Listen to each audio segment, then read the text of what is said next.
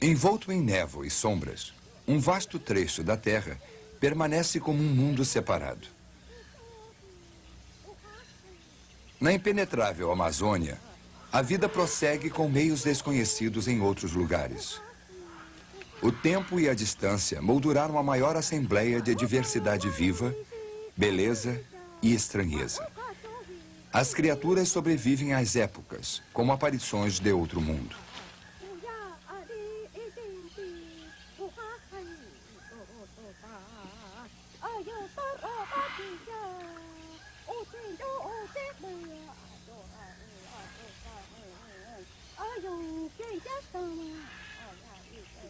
Cem milhões de anos de evolução produziram animais e plantas que são uma invenção elaborada.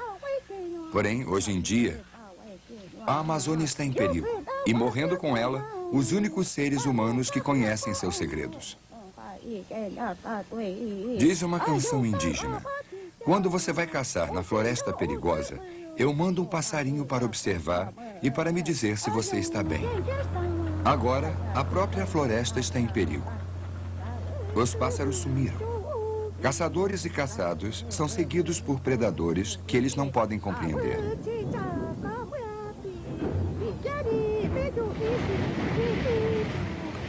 Junto com a equipe de Cousteau, veremos como figuras de outro tempo resistem. E a selva, às vezes, se levanta para se vingar. Na Amazônia, a natureza e a humanidade se enfrentam cara a cara numa luta pelo futuro. Olhos voltados para o passado, olhos procurando o lucro.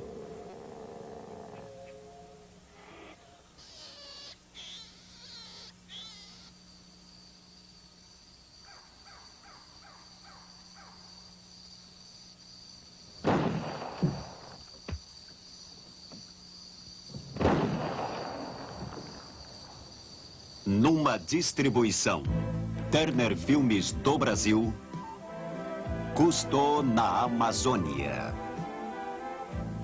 Versão brasileira Telecine.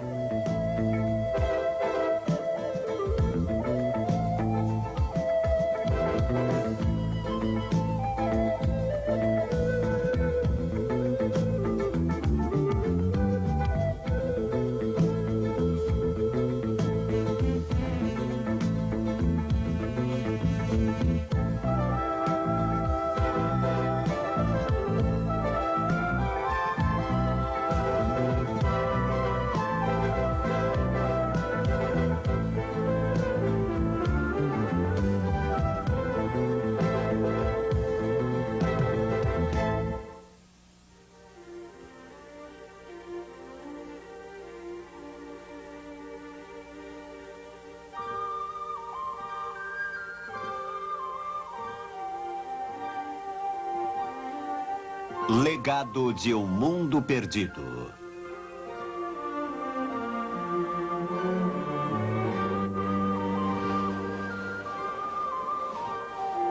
Navegando por um dos maiores rios da Terra, o Calypso entra num mundo engolido pela água, à deriva no tempo. O rio Amazonas atravessa uma selva quase tão grande quanto os Estados Unidos, levando em seu fluxo 1/5 de toda a água doce do planeta.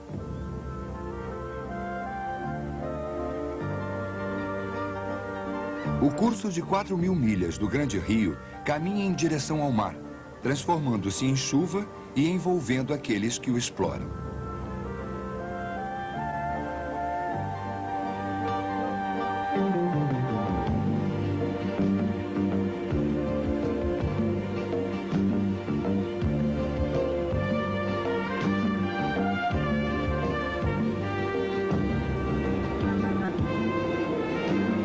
Agora, o Calypso tenta penetrar no menos conhecido reino da Terra.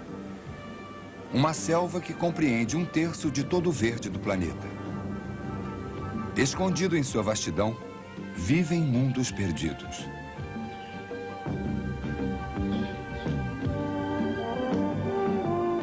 Para realizar sua mais desafiante expedição, a equipe de Cousteau utilizará vários meios de locomoção e comunicação.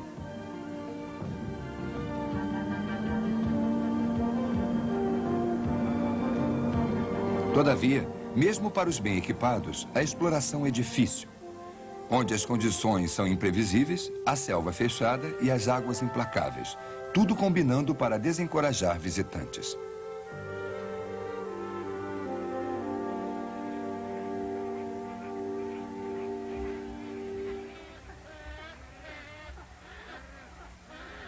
Amortecidas por barreiras naturais, a vida prossegue como em tempos primordiais. Ao longo de uma remota região pantanosa na margem sul da selva, o antigo ruído do predador e da presa informa o seu isolamento. Certas espécies buscam refúgio nas altas árvores e outras esperam abaixo, na camuflagem de suas águas.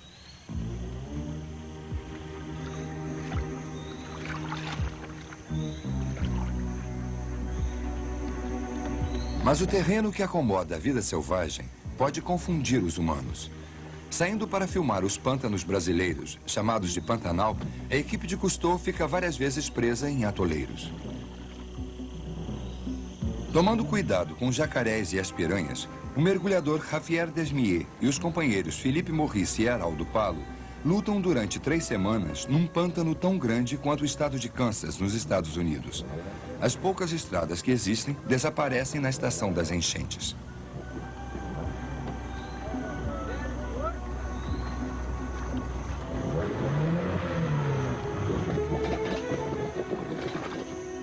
Frequentemente presa em atoleiros, a equipe conta com o poder dos músculos. Aqui, quando a situação parece sem esperança, os fazendeiros locais oferecem ajuda, arriando juntas de seu gado para liberar o jipe.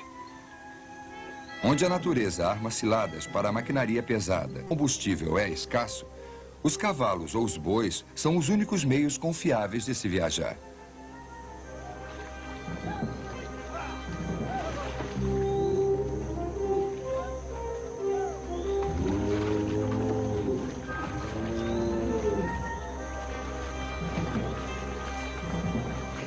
O jipe está bem preso no fundo lodoso.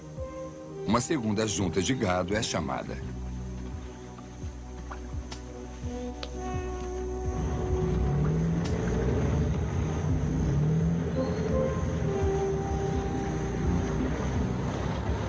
Finalmente, uma ferramenta neolítica com 10.000 anos salva uma máquina moderna e libera a equipe para ir além, no isolamento e no passado.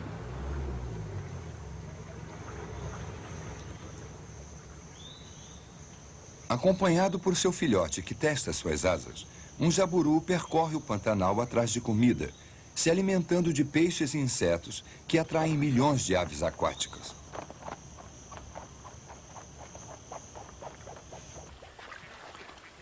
Para filmar a extraordinária vida das aves, a equipe segue a pé. Entra num mundo onde a luta pela sobrevivência é dramática e inflexível. Fazendo ninho em galhos altos, os pássaros adultos nutrem seus filhotes. Escondido abaixo dos jacintos, milhares de jacarés ficam à espera de filhotes que caem de seus ninhos ou erram o voo. Imóveis, os parentes do crocodilo, chamados jacarés no Amazonas, estudam sua presa. Quando um filhote de cegonha anda desajeitadamente perto da água, o jacaré sente uma oportunidade. Um espetáculo da natureza começa.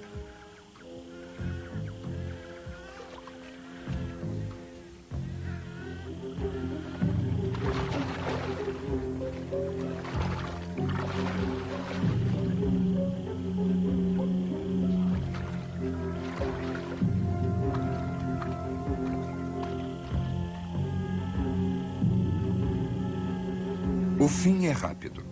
É uma parte dessa. O campo de crescimento de uma espécie é o campo de alimentação de outra.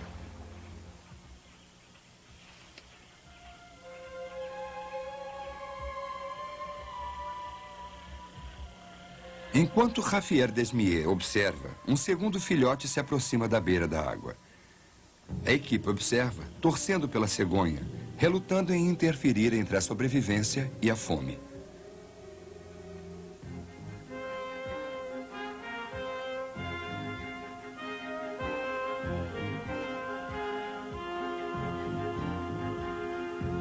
Desta vez, o predador é lento demais. A presa escapa. Notando que um filhote de garça caiu do ninho, Javier Desmier não pode resistir a uma breve intervenção no plano da natureza. Apesar da devastação de inimigos naturais, mais espécies de aves se desenvolvem na remota Amazônia do que em qualquer outro lugar. Metade das espécies de aves do mundo vivem aqui.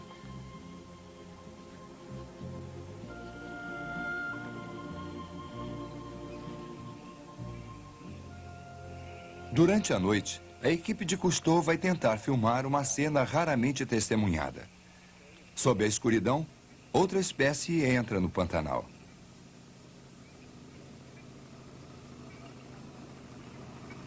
No pântano, caçadores perseguem jacarés ilegalmente, ouvindo o curioso barulho noturno dos animais.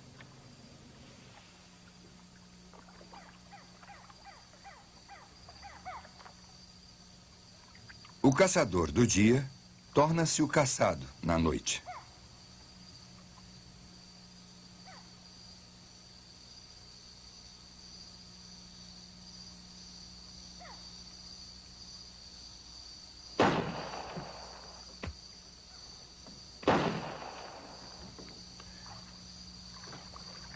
Apesar do número de jacarés haver diminuído e a caça estar proibida por isso, os caçadores insistem e querem somente a pele do flanco, que é disputada pelos que fazem artefatos com couro. Na densa vegetação, os jacarés poderiam escapar, mas seus olhos os traem, refletindo a luz. Alvo perfeito.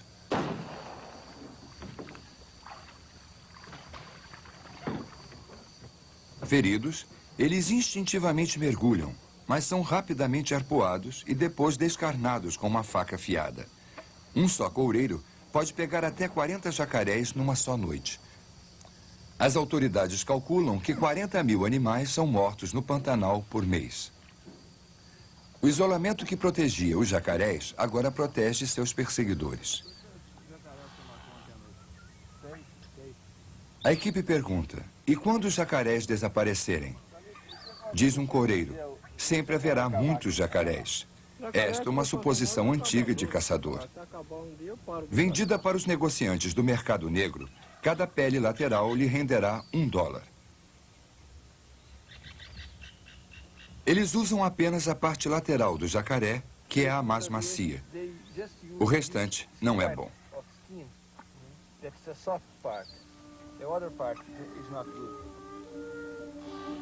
Para um par de sapatos, são necessários 2 jacarés.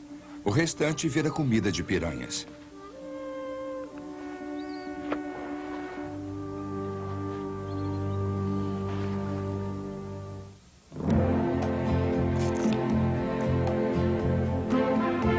Ao longo do rio Ucayali, na Amazônia peruana, a equipe de Cousteau, numa balsa, atravessa um mundo de aparente serenidade.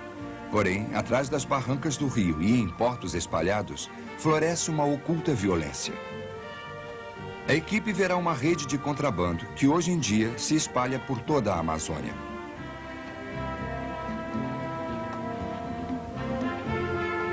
Invisível por trás da parede da floresta, proliferam criaturas exóticas entre as árvores, como ornamentos vivos. Porém, enquanto povoados crescem ao longo do rio Amazonas, pessoas pobres descobrem que os animais valiosos da selva que os circunda podem se transformar em lucros.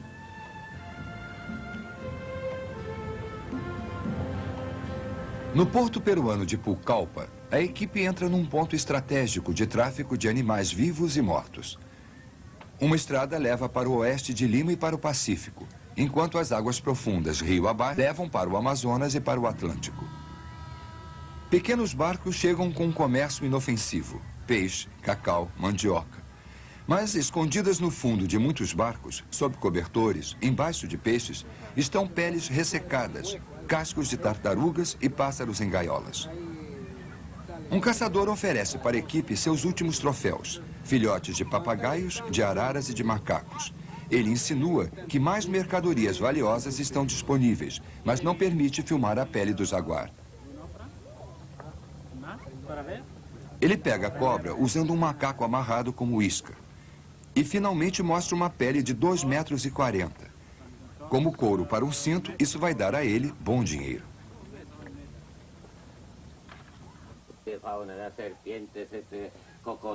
Numa casa em Pucallpa, Jean-Michel conhece um caçador lendário chamado El Barbón, que durante décadas supriu com milhares de animais compradores internacionais.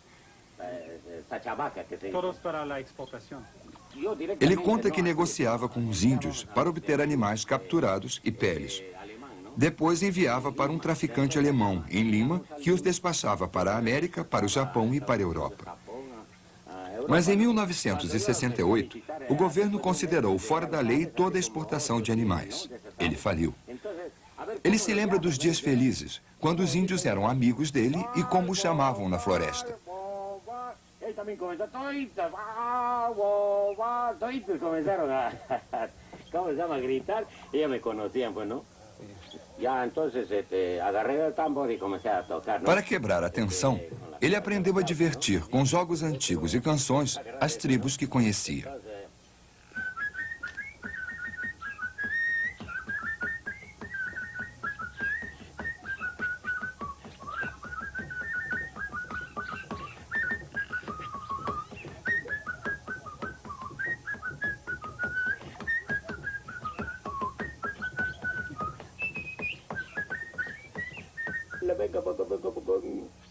Ay, romántica. Muy simpática, sí.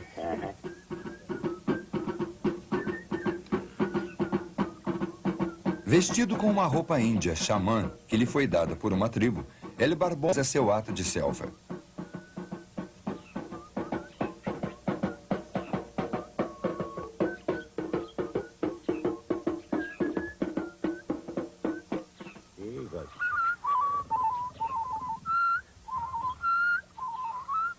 Ah, está muy bonito, ¿no? Imagínate acá, en Pucallpa.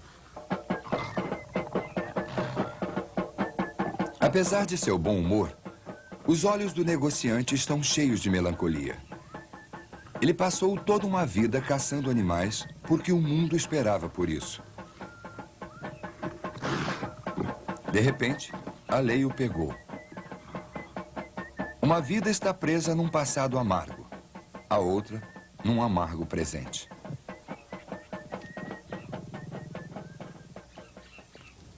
A muitos quilômetros a leste de Pucallpa, num cofre do Serviço Florestal Brasileiro, a equipe de Cousteau encontra produtos da indústria clandestina de peles. Embora alguns, como El Barbón, desistissem da caçada quando ela foi proibida, outros continuam com a caça ilegal. Essas 550 peles de jaguatirica foram confiscadas numa só batida. O diretor, Dr. Paulo Benedito de Siqueira, explica que o policiamento é quase impossível. Contrabandistas ricos se agrupam perto da fronteira, onde as autoridades locais não têm jurisdição. Eles fornecem aos caçadores armas automáticas e compram as peles dos animais do Pantanal que os caçadores conseguem. Os agentes do governo estão sobrecarregados, incapazes de vigiar as fronteiras. Ultimamente, as peles são vendidas em outros países como mercadoria legal.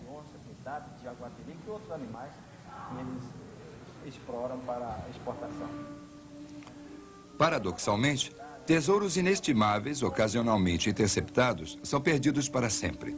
As peles devem ser queimadas, conforme manda a lei.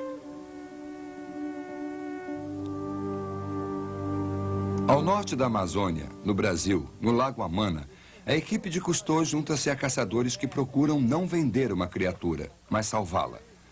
Eles enfrentam o maior animal da Amazônia, o gigante que chamam de peixe-boi.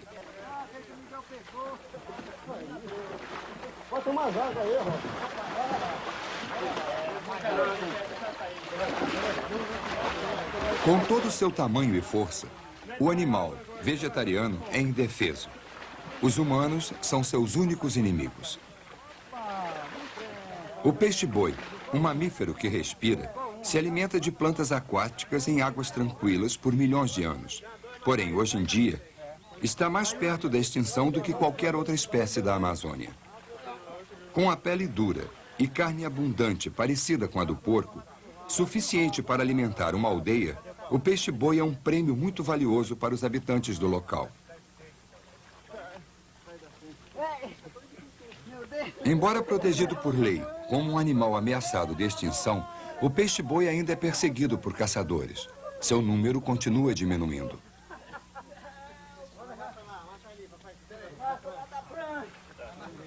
Alarmados, um grupo de cientistas e pescadores se juntam para transferir o peixe-boi desta área, onde 100 foram recentemente mortos, para um lago e uma experiência engenhosa.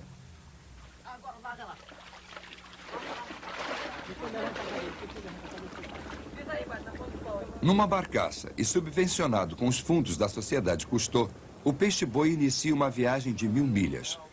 3 meses mais tarde, observando o animal ser solto, Cousteau pergunta ao biólogo Robin West quantos peixes já colocou no lago. Ele responde que foram mais de 30. Cousteau então pergunta se ele acha necessário soltar no lago para ter a certeza de que vão proliferar. Robin afirma que, devido aos problemas de criação com pequenas populações, principalmente com espécies ameaçadas, ele precisa de mais de 50 animais. Cousteau então pergunta se ele coloca o transmissor antes de soltá-los no lago. Robin diz que sim, que coloca baterias de lítio envolvidas em plástico que funcionam por cerca de 3 anos. Ele já tem animais no lago com estes transmissores funcionando há 3 anos. O dispositivo é pequeno e na água pesa menos de 200 gramas. Eles são leves, mas são fortes. E se o animal for pescado, será difícil quebrar o dispositivo. Bess solta o peixe no reservatório que fica por trás de uma represa hidroelétrica. As plantas aquáticas agora estragam as turbinas da represa. Mas colocando o peixe-boi ali, que é herbívoro, ele pode salvar a represa e o próprio peixe-boi.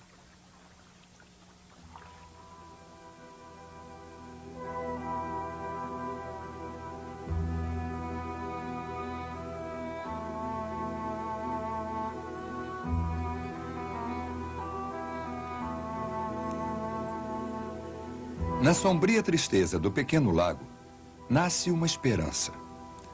Aqui, a inventividade humana vai revelar como vive uma criatura em extinção, a fim de que possa ser protegida.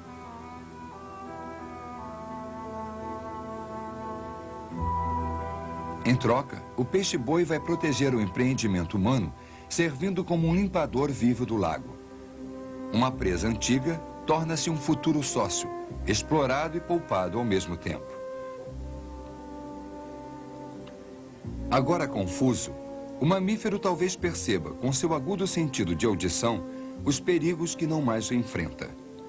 Porém, em outros lugares, os seres humanos desperdiçam as riquezas vivas da selva. A Amazônia está à nossa mercê, colocada entre aspectos opostos da natureza humana. Vamos nos aproximar de suas maravilhas com sentido de poder ou com sentido de preservação?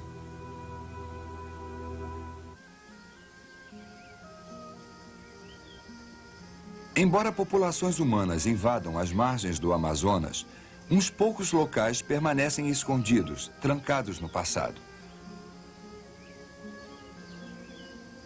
Uma das últimas florestas não perturbadas é uma reserva protegida no sul do Peru, chamada Parque Manu.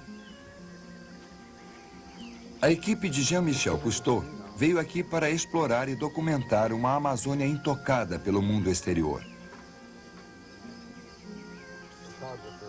De um pequeno acampamento de base, eles realizam idas diárias pela floresta. Entre as sombras, eles encontram animais caçados incessantemente em outros lugares e que gradualmente vão se extinguindo.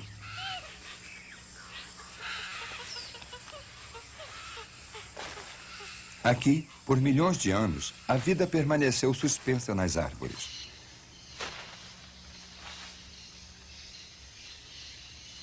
Nas copas, muitos animais passaram suas vidas acima do solo, cada um resolvendo os mistérios da sobrevivência de sua própria maneira, alguns menos decisivos que outros.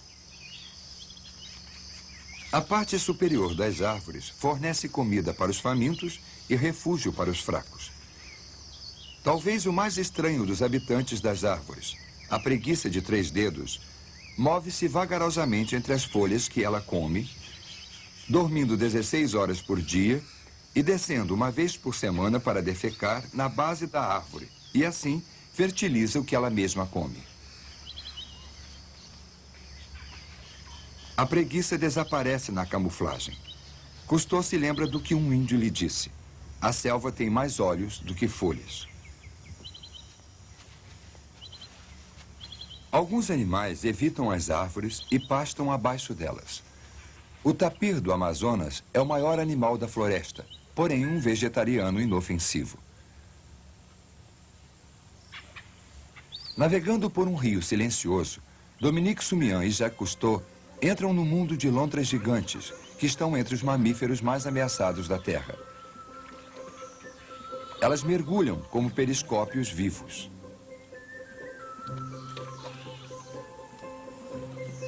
Elas vêm à superfície para comer e depois brincam como crianças. Tornaram-se alvos fáceis dos caçadores através dos anos. Elas sobrevivem agora em apenas alguns locais.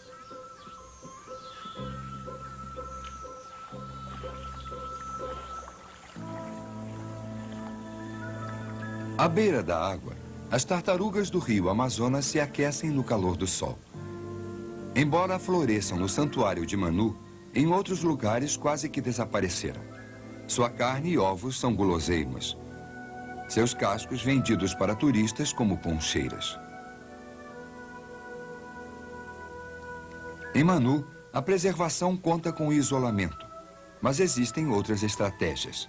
Ao norte, Cousteau e Raymond Cole visitam uma fazenda experimental que cria animais selvagens, livrando as espécies da pressão. Os fazendeiros aqui tiveram sucesso devido à notável associação entre tartarugas e termitas. Quando os ovos dos fazendeiros não vingaram, um índio ensinou como havia visto tartarugas selvagens colocarem ovos num monte de termitas. Os fazendeiros descobriram que as termitas rapidamente envolviam os ovos dentro de seus ninhos, onde a temperatura é ideal para a incubação. O segredo do instinto milagroso da tartaruga, revelado por um índio da floresta, pode levar agora a uma nova indústria e à sobrevivência das espécies. No Brasil, Javier Desmier e o biólogo William Magnussen também encontram ovos de jacaré na base de um morro de termitas. Aqui, a conexão entre inseto e réptil é ainda mais surpreendente.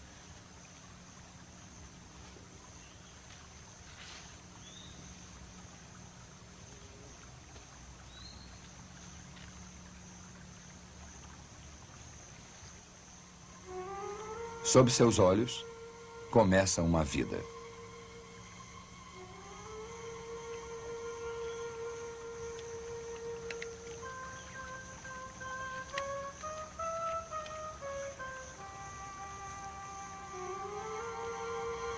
Com apenas segundos de vida, perplexo pela luz do sol e por um dedo, o filhote instintivamente reage conforme seus ancestrais.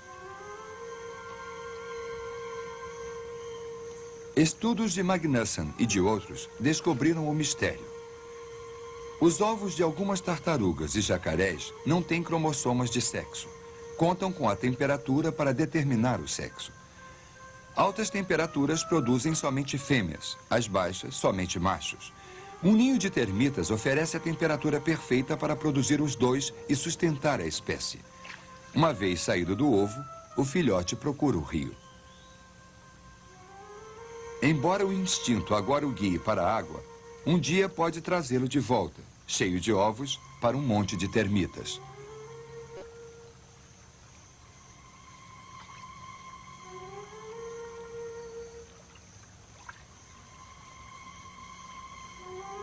Um filhote, agora frágil, sai procurando seu futuro, mas em breve será uma das criaturas mais temidas do Amazonas.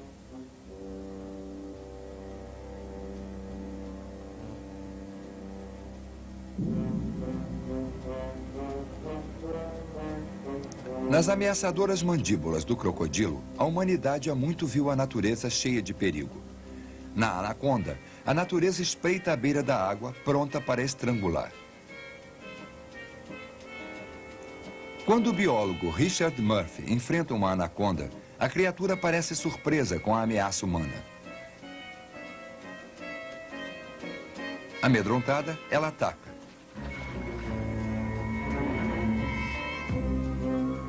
Depois vai embora. A maior cobra do mundo, a anaconda, captura não com veneno, mas com músculos poderosos que circundam e sufocam a presa.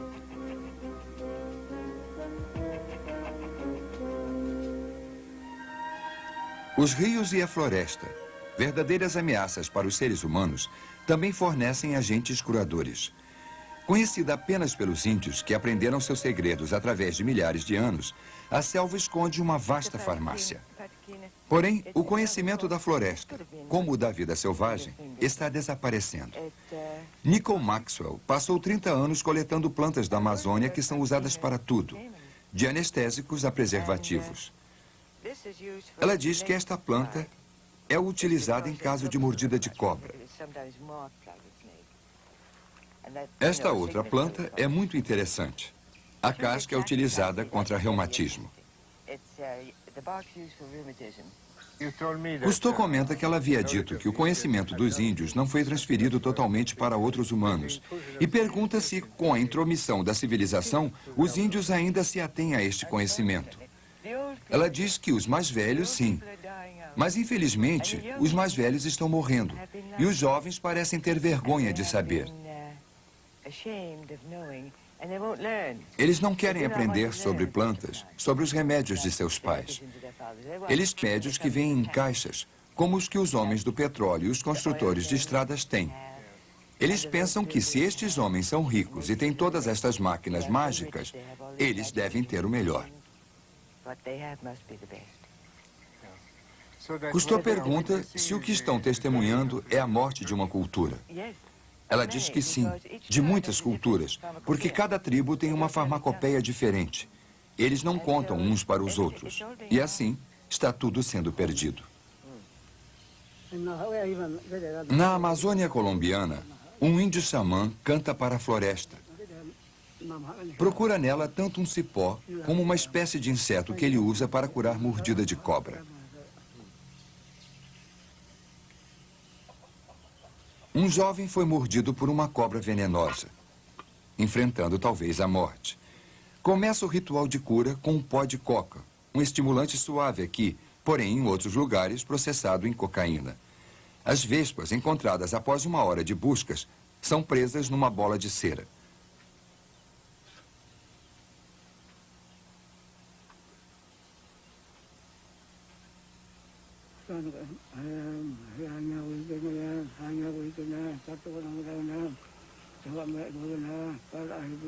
Começa uma feitiçaria, onde se invoca a assistência dos deuses da selva e se faz uma devoção às vespas, pedindo que retirem o veneno ao qual elas são imunes.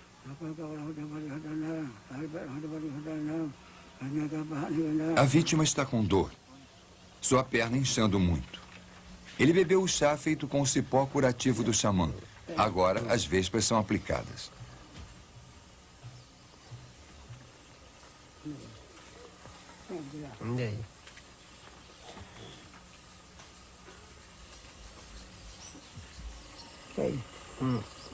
No dia seguinte, o paciente está vivo e se sentindo melhor.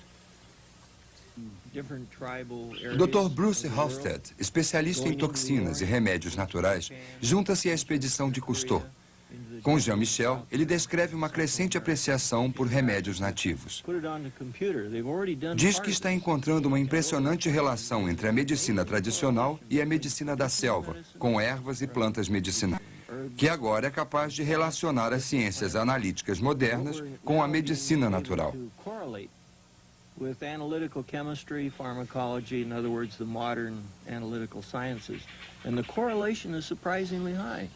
Jean-Michel comenta, então, que existe um grande problema. O modo de vida dos nativos está sendo totalmente destruído pelo nosso conhecimento moderno.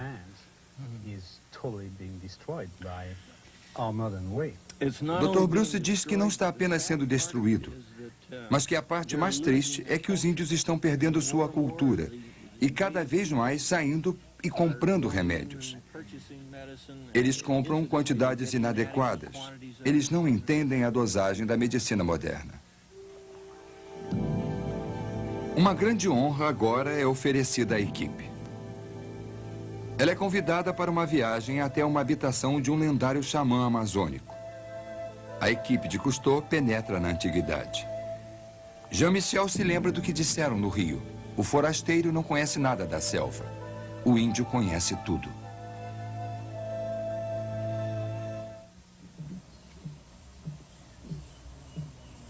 Seguindo uma trilha secreta na floresta do norte do Peru, o chefe Cucuz, da tribo Jivaroachuara, leva Jean-Michel Cousteau para uma cabana na selva que poucos já visitaram. O homem mais poderoso da medicina que ele conhece vive do outro lado do rio, em isolamento e com mágicas. Para prosseguir, Cucuz deve seguir um honrado ritual de tempo, preparar-se com tintura no rosto que marca uma ocasião solene. Depois, anuncia suas intenções pacíficas a uma certa distância. Sofrendo de artrite, o velho vem pedir ajuda. A feitiçaria do xamã já apareceu. Seu tambor de sentinela avisa a presença dos visitantes muito antes deles poderem serem vistos. Agora, Cucuz pede para entrar na cabana sagrada.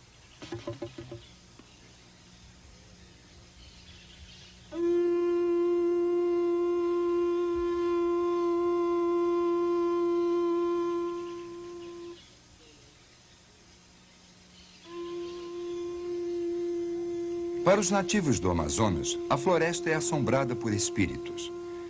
Em elaboradas saudações, a desconfiança lhe retrocede. Num tambor decinal, marcado por décadas de uso, o xamã Niachu estende o convite a um velho amigo. Acompanhado pelo antropólogo Luiz Uriarte, que há muito estuda a tribo, Jean-Michel e o chefe se aproximam de uma barreira de proteção. Jean-Michel conta que, embora reverenciado e poderoso no Amazonas, um xamã vive em perigo constante. Acreditando que a doença e a morte são os resultados de magia, famílias angustiadas às vezes se vingam no mágico. Os homens se aproximam um do outro, continuando o ritual. Rápida e simultaneamente, eles contam tudo o que aconteceu em suas vidas desde seu último encontro.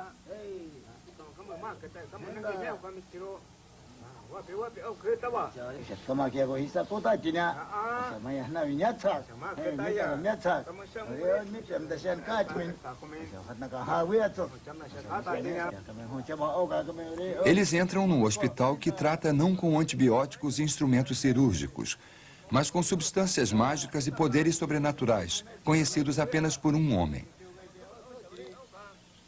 Para procurar as famosas curas de Niachu, alguns viajaram durante dias a pé ou de canoa.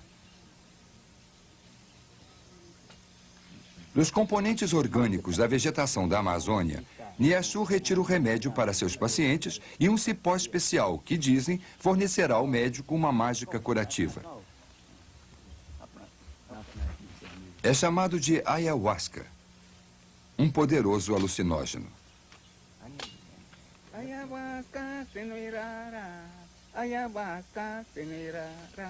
Um encantamento foi ensinado a Niachu há meio século. Suas emanações o preparam para uma jornada de saúde que vai começar esta noite e o levará, induzido pela droga, num transe para um outro mundo. Ele faz mímica da batalha próxima com os espíritos maus e como vai remover doenças invisíveis, sugá-la dos corpos, descarregá-las.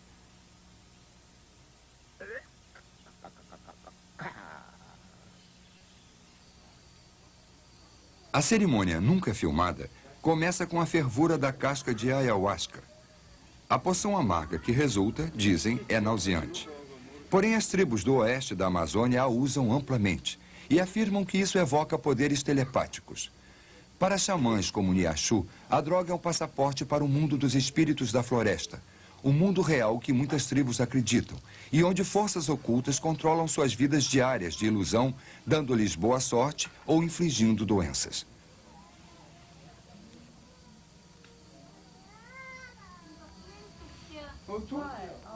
Quando desce a escuridão, Niachu espera pelo sonho narcótico da ayahuasca. Em volta dele, seus pacientes observam, ansiosos para aprenderem o que a noite do xamã contém.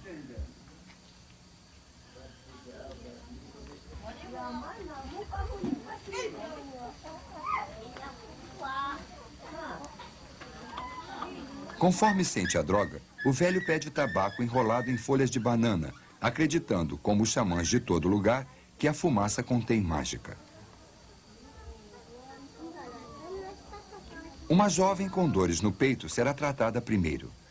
Os nativos do Amazonas acreditam que quase todas as coisas tangíveis da natureza são habitadas por espíritos. A maioria deles maléficos. Porém, os sons conhecidos pelos feiticeiros podem assustar os fantasmas e afastá-los.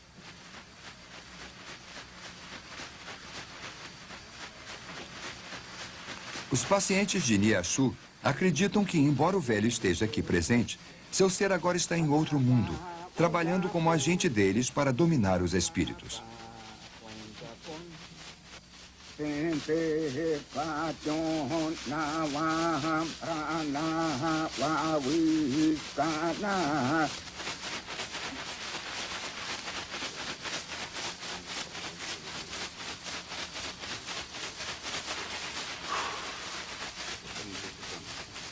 Durante 1 hora, Niachu trata da jovem e depois de outros. Esperando pacientemente, o chefe Cucu será o último a ser atendido.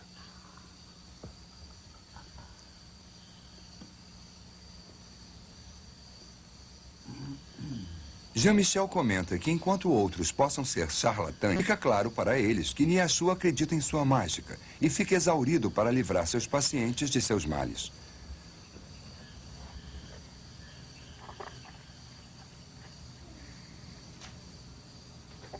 As dores da artrite nas juntas de cucus são dardos dos espíritos a serem exorcizados numa cerimônia estranha. Enquanto o velho índio coloca armas fantasmas em sua própria boca, elas se transformam para serem cuspidas ao próprio som e à substância do demônio.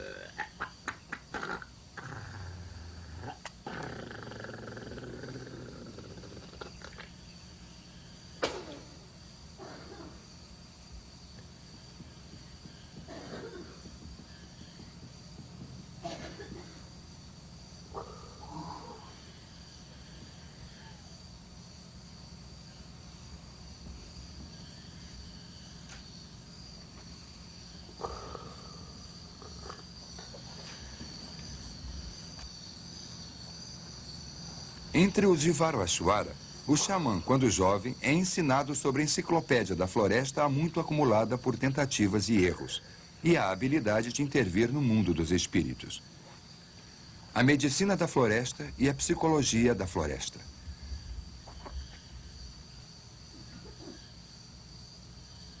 Para o xamã autêntico, não há lucro nesta prática. Apenas o grave perigo daqueles que podem querer vingar seus fracassos.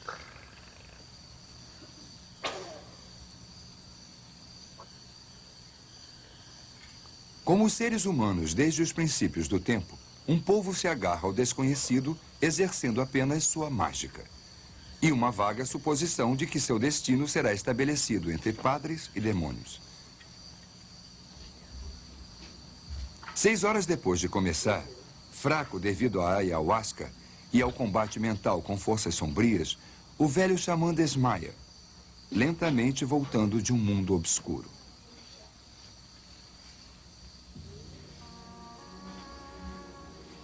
Jean-Michel se conscientiza de que testemunhou outra humanidade com outra compreensão de vida.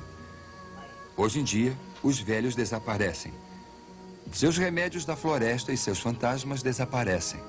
Gradualmente, toda uma cultura se ensombrece.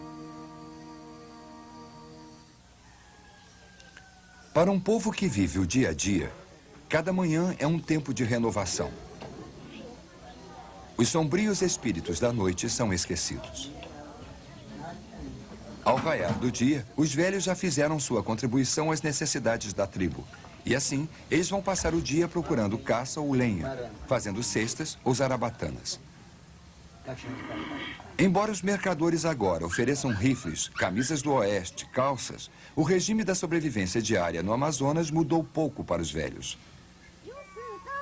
Porém, os jovens enfrentam um futuro incerto, como o de acabarem com sua selva ou viverem dentro de uma outra civilização.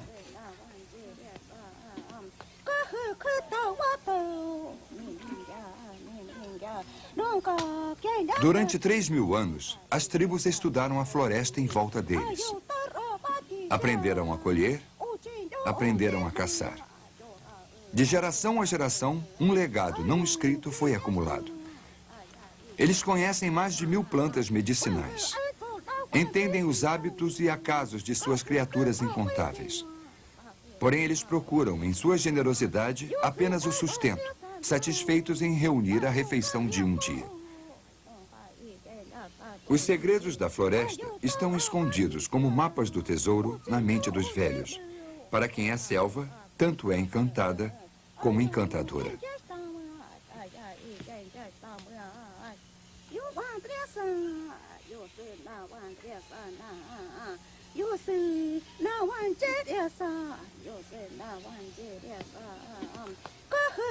A diversidade elaborada em sua floresta declina. Seu precioso conhecimento não é gravado. Uma herança que enriquece todos os cantos da terra, antes mesmo de sabermos que maravilhas ele esconde.